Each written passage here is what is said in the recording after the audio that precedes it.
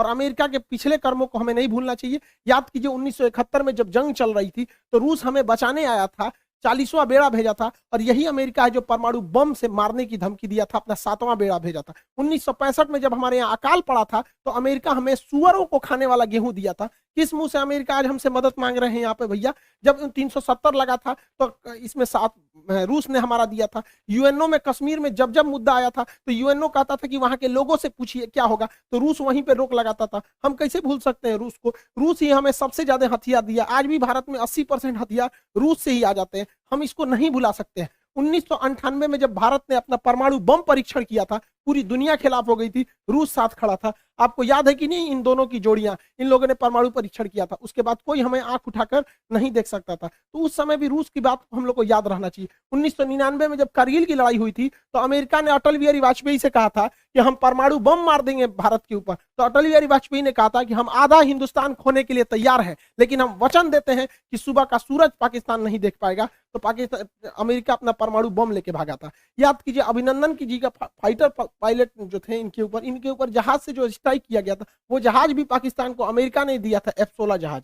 आज भी हमारी जरूरत रूस ही पूरा करता है। S-400 के दम पर हम चाइना को चैलेंज करते हैं, किसने दिया? रूस ने दिया। विक्रमादित्य किसने दिया? रूस ने दिया। 1991 में हम लोग जब अंतरिक्ष में क्रायोनिक इंजन की जरूरत थी, रूस अपने 8 क्रायोनिक इंजन दे रहा था, अमेरिका ने उस पर प्रतिबंध लगा दिया, जिस वजह से हमारा परमाणु अंतरिक्ष कार्यक्रम लगभग 20 साल पीछे चला गया। यहाँ पर आज भी चंद्रयान में अमेरिका के जगह पे रूस हमारी मदद कर रहा है। तो रूस हमेशा से हम लोग के साथ रहा है। आज देखिए परमाणु पनडुब्बी, चाहे चक्र हो, नेपरा हो, अरिहंत हो, इसमें रूस हमारी मदद कर रहा है। AK-203 राइफल की फैक्ट्री हो, रूस मदद कर रहा है। चाहे सुखोई जहाज जो हमारी वायुसेना का रीढ़ है, रूस ने हमें दिया है। ब्रह्मोस जहाज दुनिया का सबसे खतरनाक सुपरसोनिक क्रूज जहाज मिसाइल है, जिससे चाइना डरता है, किसने दिया है? रूस ने दिया है। तो हमें बैलेंस लेके चलना है। कहीं ना कहीं सेना में रूस मदद करेगा, लेकिन अमेरिका से हम लोग को भी संबंध बना के रखना है। चाइना को जब कंट्रोल करने की बारी आएगी तो रूस नहीं सुनेगा, तब हमें अमेरिका को लाना पड़ेगा। इस दुविधा में हम लोग हैं कि अमेरिका का साथ दें कि रूस का साथ दें। इसके लिए सबसे अच्छा रास्ता क्या होता है समझिए।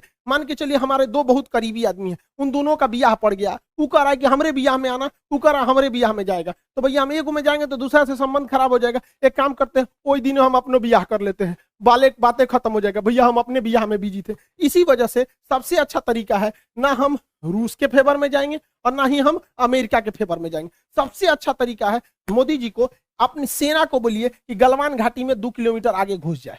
गलवान घाटी में जैसे 2 किलोमीटर आगे घुसेगी, लड़ाई तो करना नहीं है, उलझा के रखना है। 2 किलोमीटर जहां आगे घुसेगी उधर से चाइना वाले घुस जाएंगे, फिर वैसे ही स्टैंड ऑफ हो जाएगा।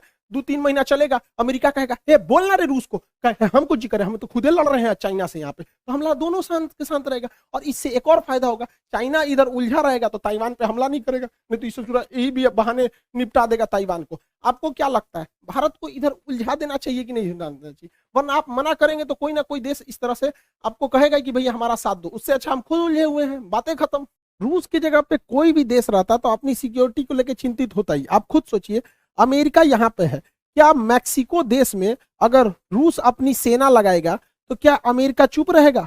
नहीं चुप रहेगा ना। कोई भी देश देखेगा कि आप यहाँ सेना लगा क्यों रहे। तो आप ही बताइए, अमेरिका अपनी नाटो सेना अगर यूक्रेन में लाएगा तो रूस के बॉर्डर से सटा देगा, तो रूस कैसे चुप रह सकता है? अपने देश पर बीतता है तो सबको खराब लगता है। आप ही बताइए, भारत है यहाँ पे, भारत के नीचे यहाँ श्रीलंका है। अगर पाकिस्तान अपनी फौज श्रीलंका में लगा देगा और श्रीलंका उसको परमिशन देगा तो भारत धोएगा कि नहीं धोएगा उसको? हम लोग को कैसे खराब लगता है? जैसे चाइना अपना स्ट्रिंग ऑफ पल्स लाता है यहाँ पे। तो हर देश को अपना सुरक्षा चिंता को ध्यान में रखना पड़ता है।